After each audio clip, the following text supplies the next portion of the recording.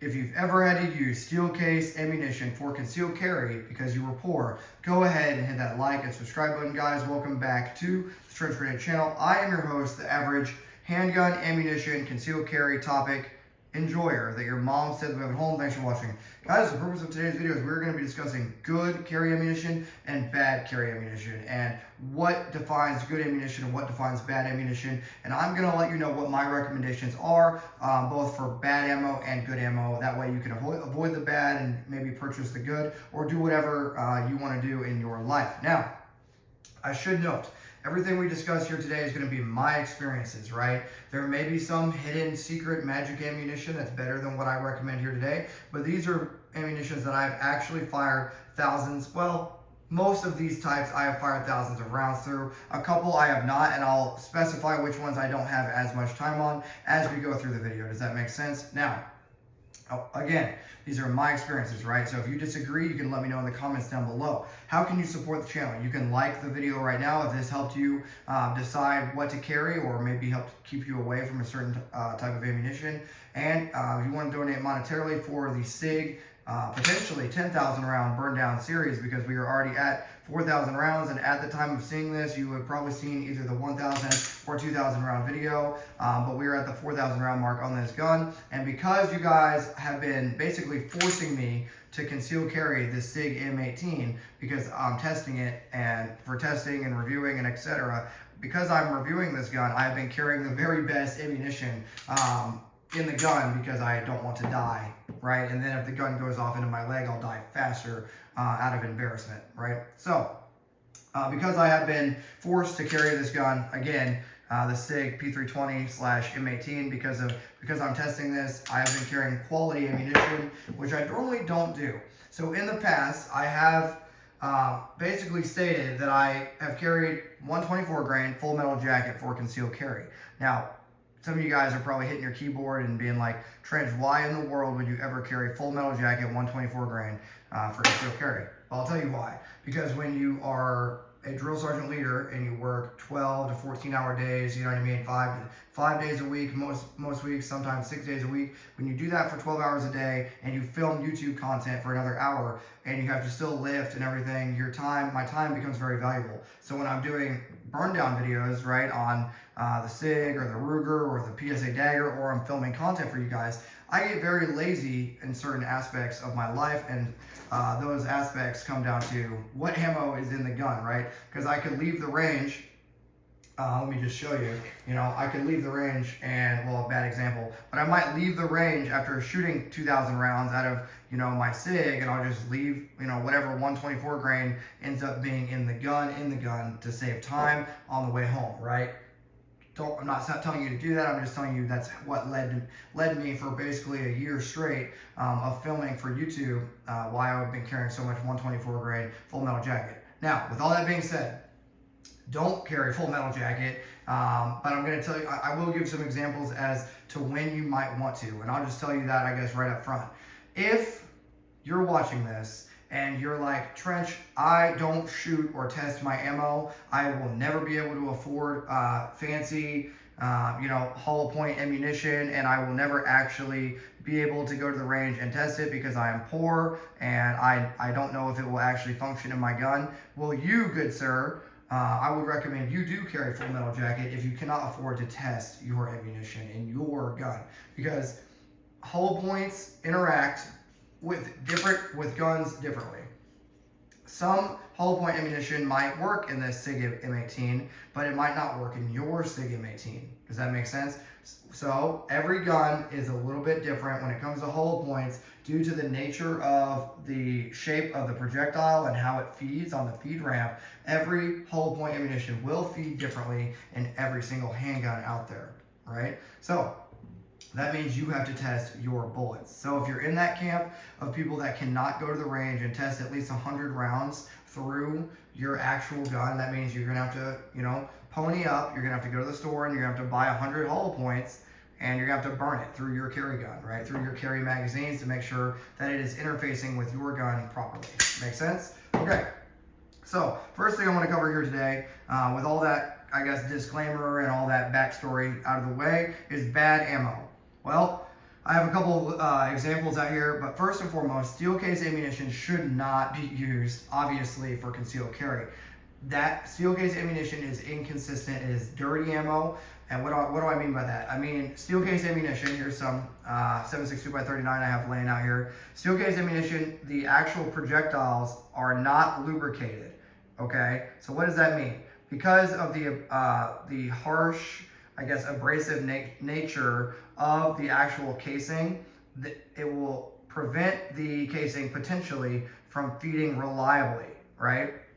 So steel case ammunition also, when the barrel heats up and when the chamber heats up, can deform and cause stuck casings in the gun. If you've ever had that happen to you, hit the like and subscribe button and let us know your story down in the comments below. But steel case ammunition can easily deform, and because of the I guess abrasive nature of the steel case ammo, it does not feed reliably 100% of the time, right? No bullet feeds reliably 100% of the time. Even, 77 grain open tip match 5.56 ammo, even that stuff doesn't feed 100% reliably. But the more factors you add into the conversation, the more issues you're gonna have, right? That makes sense to pretty much everyone watching. Okay, so the first bad ammo is any type of steel case ammunition should not be used for concealed carry or duty use, obviously. Let's talk about the second worst ammunition. The second worst ammunition is gonna be Turkish-made ammunition, 9mm, or 124 grain AAC ammunition. Why? Oh my God, Trench, why is AAC bad? What are you talking about? PSA has never done a bad thing in their life. Well, let me tell you a story. I have shot well over 10,000 rounds, I would say probably 20,000 rounds at this point, of AAC 124 grain 9mm. And what I can tell you is, whatever they're using for their primers, whatever primer manufacturer that AAC is using, stop using that manufacturer, because 124 grain AAC has serious light primer strike issues. I have had upwards of 18 light primer strikes on one gun. I've tested it in Glocks and had light primer strikes. I've tested it in a ton of different guns, Staccatos, you name it.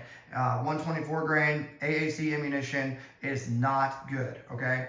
And a good indication of bad ammo is if I'm getting light primer strikes out of my CMMG Banshee that has been fixed up by CMMG. If I get light primer strikes out of my CMMG Banshee, that thing pops primers very well. So I would definitely avoid 124 grain AAC ammo. That is definitely on my worst ammo list. All right, moving on from there. I have on here a bunch of stuff listed. I'm just gonna bunch all these together.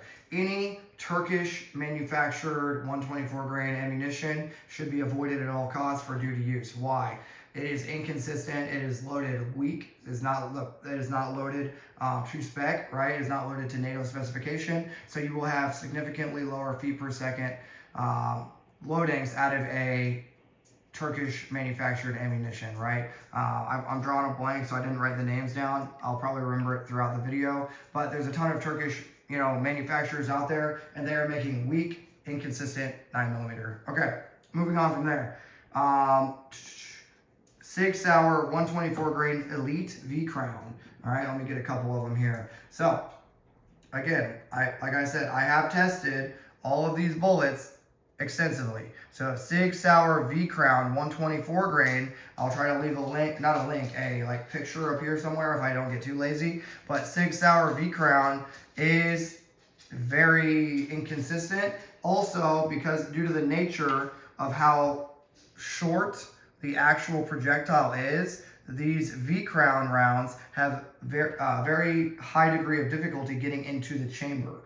That's probably going to be an issue if you're trying to defend your life with Sig Sauer V Crown ammunition.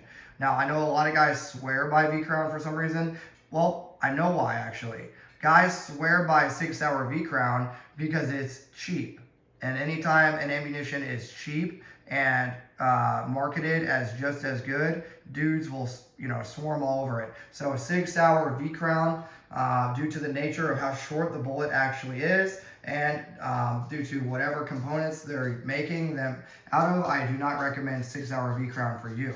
Again, the majority of the issue that you're going to have with these things is just how short the bullet is. So say you have your Sig, from when it's in the magazine, when it's this bullet's turn, the slide will reciprocate and it'll hang up. Basically go straight in. Instead of going up and into the chamber, it'll just hang up going straight in due to the round being too short, right? To feed into most modern semi-automatic handguns, which is weird that they would design a bullet never mind, okay? So I do not recommend SIG V-Crown. Now, there's a number of other horrible ammunitions out there, right? But now we're gonna transition into the good ammo types that I recommend.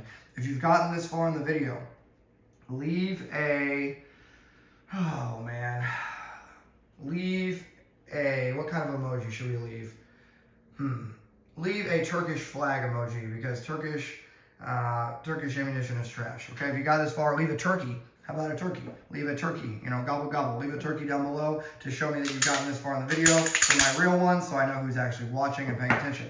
Now that you've done that, make sure you're actually subscribed to the channel and make sure you're actually liking the channel and the video. Let's move on to the good ammo. Okay, Blazer Brass. This is all the ammo I'm gonna list now is gonna be in order from 1 to 6. 1 being the least preferred, 6 being the most preferred. These are in, worst to least. However, they're all a recommendation for carry. Right? Blazer Brass 124 grain standard pressure full metal jacket. I recommend Blazer Brass 124 grain standard pressure full metal jacket because it is loaded consistently. Now, is full metal jacket ideal for concealed carry? No, it is not. However, if you are choosing to carry full metal jacket, there are going to be 2 that I list off here today, 2 different manufacturers that are making good ammunition for concealed carry due to the consistency of their loading and their component list. Now, how do we determine what ammo is good and what ammo is bad? 2 ways. The average stoppage per 1,000 rounds is the first way, right? So if you have only one stoppage out of 1,000 rounds, that's a good ammo. If you have any more, two or three stoppages per 1,000 rounds, that's a bad ammo, right? And your mileage will vary based on the type of ammo that you choose. However, if you choose to, for example, shoot Turkish 124 grain 9mm, the average stoppage per 1,000 round is going to be upwards of 5. Makes sense? So yeah, 995 rounds are going to be good, but 5 are going to be bad. That could be your life in those 5 rounds, right? So most modern manufacturers for ammunition are good and are loading consistently. However, when certain companies cut corners, right, that is where like AAC ammo, Turkish manufactured ammo, etc. When they cut corners, that is when you're going to have upwards of 4 or 5 or 6 stoppages per 1,000 rounds. And then you're also looking at the component list, the actual components in the bullet itself, right? Now, I can tell you right now, AAC, because I have people that work and are very close to AAC and PSA, I know that they use the cheapest primers possible, right? I compete with guys that shoot or that have tested and have worked at PSA allegedly or distributed to PSA, AAC, and they have filled me in that they use the cheapest primers, okay? So the component list is bad and they have an average stoppage that is much higher than 5 rounds per 1,000 rounds. Okay, moving on. So the good ammos that I recommend. Blazer Brass 124 grain standard pressure 9mm is good because the component list is good and it is consistent and they have a low stoppage rate per 1,000 rounds. So that is the first full metal jacket round that I will recommend if you're choosing to carry full metal jacket. That might be a good option for you. Blazer Brass, right? Moving on from Blazer Brass, I recommend SIG NATO 124 grain standard pressure. I believe it might even actually is plus P. So SIG makes a NATO. Basically, SIG, when they got the contract with the M17s and M18s, they made, or maybe may have already been manufacturing a 124 grain plus P FMJ round. That is the same one we use at work. Now, those rounds are good. They are loaded consistently and they are loaded well. So SIG did good when they made their NATO 124 grain 9mm plus P. They did very well at manufacturing their FMJ load for NATO spec. Okay, so good job. That is the second recommended ammunition type on the list. Number 3, SIG NATO 124 grain Elite Ball. Nope, as you were. That was the last one. SIG. So the last one is titled Elite Ball. So if you're looking for the NATO FMJ ammo from SIG that I recommend, that is the Elite Ball.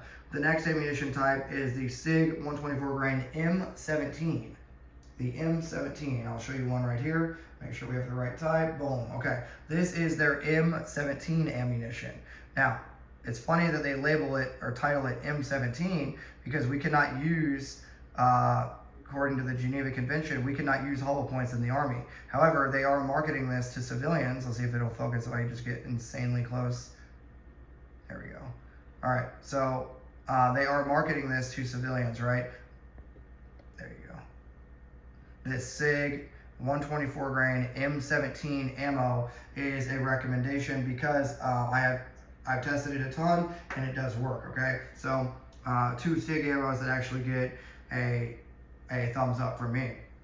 Moving on, this one's going to surprise nobody. That is the critical duty, emphasis on duty, not defense, critical duty 124 grain flex lock.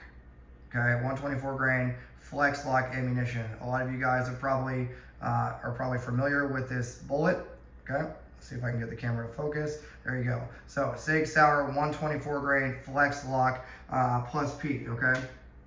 Now, why do I like Hornady critical duty? Well, I'll just be honest. It's loaded hot. It's loaded consistently, and that's what we're looking for when it comes to a duty or concealed carry ammunition is consistency in the load and low stoppages per 1,000 rounds. Makes sense? So I've been carrying critical duty for a long time. Now, I should note, if you're carrying like a Glock 43 or something like that, you should not carry critical duty because it requires a certain length of barrel. Okay, there's a joke in there somewhere. It requires a certain barrel length to be able to feed reliably. Makes sense? So if you're carrying a Glock 43 or a SIG P365, make sure you're not carrying critical duty. You would need to carry critical defense, okay?